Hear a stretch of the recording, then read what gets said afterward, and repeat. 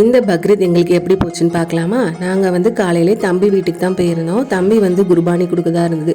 So அவங்க வீட்டுக்கு தான் இந்த வாட்டி பக்ரீத்துக்கு போயிருந்தோம். எல்லாருமே ஒரே ஊரில் தான் இருக்கோம். காலையிலே தம்பி ஆடை குளிப்பாட்டி விட்டு ஆடை தான் பார்த்துட்டு இருந்தான். நாங்களும் போனோன்னே பார்த்தோம். சயானுக்கு ஆடுனா ரொம்பவே பிடிக்கும்.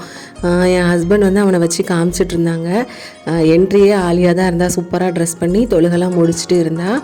அப்புறம் என் தம்பியும் வந்திருந்தா. எல்லாருக்கும் அங்கே தான் சாப்பாடுனால அங்கே தான் எல்லோரும் காலையிலே போயிருந்தோம். மார்னிங்கே வந்து அம்மா தான் எல்லாம் ரெடி பண்ணிகிட்டு இருந்தாங்க. காலையில் இட்லி சிக்கன் குழம்பு எல்லாம் வச்சுட்டு இருந்தாங்க.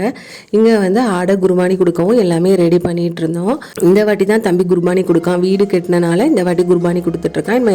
இன்ஷால்லா வருஷம் வருஷம் கொடுப்பான். ஆடை குர்பானி கொடுக்கறதுக்கு ஆலியாவுக்கு மனசே இல்லை. என்ன சொல்கிறான்னு பாருங்கள். என்னது எதுக்கு எதுக்கு அது வெட்டத்தனமா செய்யணும். அதான நமக்கு நன்மை. அழுவ கூடாது, அது நன்மை. எல்லா சின்ன பிள்ளைங்களுமே அப்படிதான். நானும் சின்ன பிள்ளையா இருக்கும்போது அப்படிதான் சொல்லிட்டு இருப்பேன். பார்க்க வேண்டாம், ஆலியா அதெல்லாம் பார்க்க மாட்டேன் அப்படின்னு சொல்லிட்டு டிவி பார்க்க போயிருந்தா. இந்த சைடு அம்மா வந்து டிஃபனும் ரெடி பண்ணிட்டாங்க. இட்லி கறி குழம்பு எல்லாமே சாப்பிட்டோம். நெக்ஸ்ட்டு கண்டினியூஸாக அடுத்த விளாகில் ஷேர் பண்ணுறேன்.